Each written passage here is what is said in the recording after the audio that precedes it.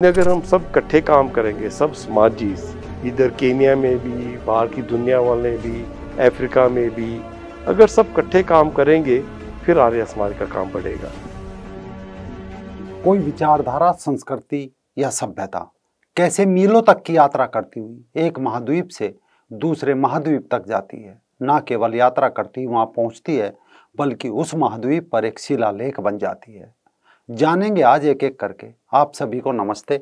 इस समय केन्या की राजधानी नैरोबी में एक भव्य कार्यक्रम का आयोजन संपन्न हुआ है। नैरोबी आर्य समाज का 121वां स्थापना दिवस था। हमारे साथ उपस्थित है यूनाइटेड नेशन में 4 दशक का अनुभव प्राप्त वैज्ञानिक और महर्षि दयानंद सरस्वती जी द्वारा खड़ी की गई संस्था आर्य समाज नैरोबी के प्रधान डॉक्टर राजेंद्र कुमार सैनी जी। तो डॉक्टर साहब, सबसे पहले तो आर्य संदेश टीवी में आपका बहुत बहुत स्वागत है। डॉक्टर साहब, अभी आर्य समाज नैरोबी का 121वां स्थापना दिवस संपन्न हुआ है। काफी लोग यहाँ पर आए, तो डॉक्टर साहब इस कार्यक्रम की सफलता को आप कैसे देखते हैं? देखिए, हमने हमारी 121st एनिवर्सरी बनाई, साथ ही स्वामी जी का 22 सेंटिनियर बर्थ एनिवर्सरी बनाई, तो हमारा प्रोग्राम काफ़ी अच्छा रहा और इस प्रोग्राम के थ्रू सारी मेंबरशिप में काफ़ी अभी उत्साह हुआ है। तो हम इस फंक्शन को बहुत ही सक्सेसफुल मांगते हैं।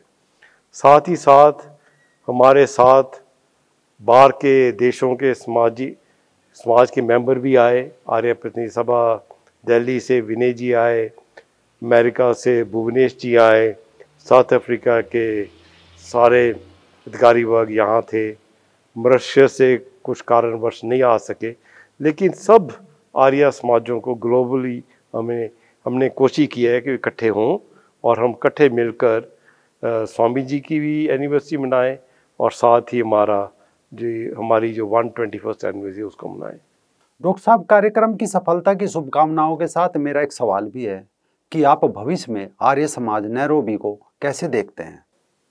देखिए, हमें अभी 21 ईयर्स हो गए हैं, तो आगे बढ़ने के लिए काफ़ी चैलेंजेस हैं। कितने चैलेंजेस तो यूनिवर्सल है, ग्लोबली चैलेंजेस हैं। जैसे वेद प्रचार को आगे कैसे बढ़ाना। वेद प्रचार केवल हमारे समाज की 4 वॉल्स में ही नहीं होना चाहिए, हमको बाहर जाना पड़ेगा, आउटरीच करनी पड़ेगी, हमारे खुद के परिवारों में ही नहीं, लेकिन दूसरी जो कम्युनिटीज़ हैं उनमें भी समाज का प्रचार करना पड़ेगा। तो ये सबसे ज़्यादा ज़रूरी चीज़ है। इसलिए इसके लिए हमें नई टाइप के प्रीस्ट चाहिए, जो इंग्लिश स्पीकिंग हों, जो कंप्यूटर्स भी जानते हों, सोशल मीडिया में भी इंटरेक्ट कर सकें, नई बुक्स बनाएं बच्चों के लिए।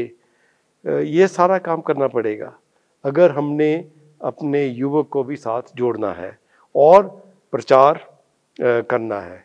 साथ ही साथ हम यंगस्टर्स जो है हमारे, वो रेगुलरली समाज नहीं आते। क्यों नहीं आते? ये समस्या है सारे समाज जिसमें वर्ल्ड वाइड। तो हमें सोचना पड़ेगा हम कैसे हमारे यंगस्टर्स को साथ जोड़ें ताकि वो हमारी एक्टिविटीज़ में भाग लें। साथ ही साथ लीडरशिप का रोल है ताकि आगे हमारे आर्य समाज को वो मैनेज कर सकें। उसके लिए हमने फिर से एरियन यूथ को शुरू किया है। ये पिछले 6-7 महीनों में ही उन्होंने काफ़ी काम किया है और काफ़ी मेंबरशिप बढ़ रही है। 50 हो गए हैं मेंबर्स उनके ऑलरेडी। हमने इस साल पहली बार यूथ एक्सेलेंस अवार्ड शुरू किए ताकि जो हमारे अपने खुद के बच्चे हैं उनको हम अवार्ड्स दें, स्पोर्ट्स में, एकेडमिक्स में, एनवायरमेंटल स्टडीज़ में, कम्युनिटी स्टडीज़ में, जो भी करते हैं, ताकि वो उनका ज़्यादा इंटरेस्ट बढ़े और खुश हों कि हमारी खुद की कम्युनिटी ने उनको रिकॉग्नाइज किया है। हम अगले साल से एक एंडाउमेंट फंड भी शुरू कर रहे हैं ताकि हम उस फंड से हमारे बच्चों को स्कॉलरशिप्स दे सकें एजुकेशन के लिए, या उनको अगर कोई मदद चाहिए, लोन चाहिए, वो भी कर सकें।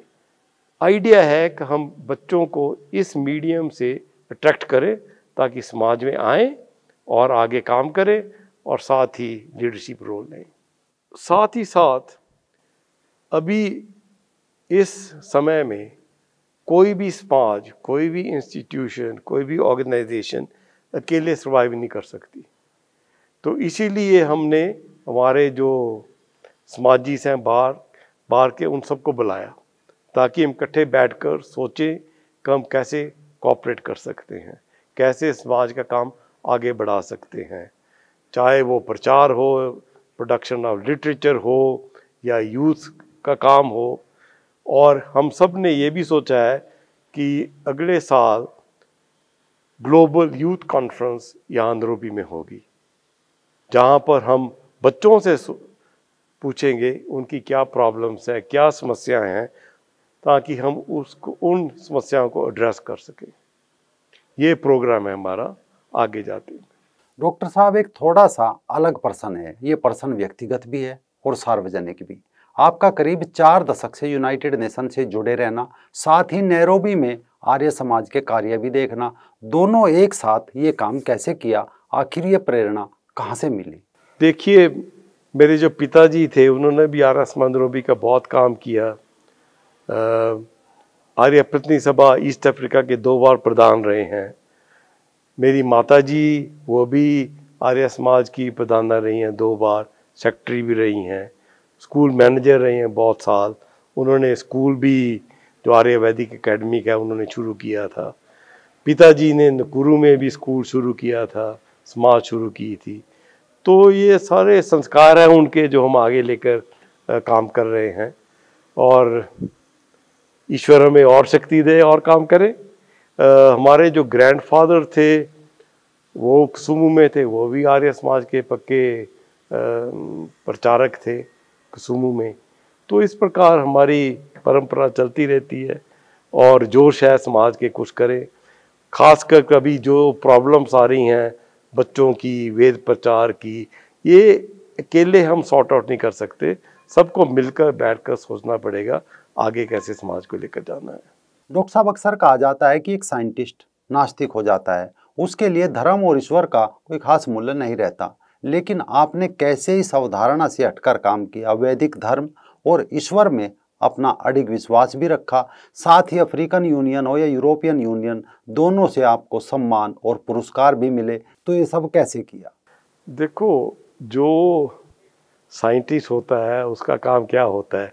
ऑब्जर्व करना, एनालाइज करना, फिर उस बेस पर डिसीजन लेना ताकि काम ठीक हो।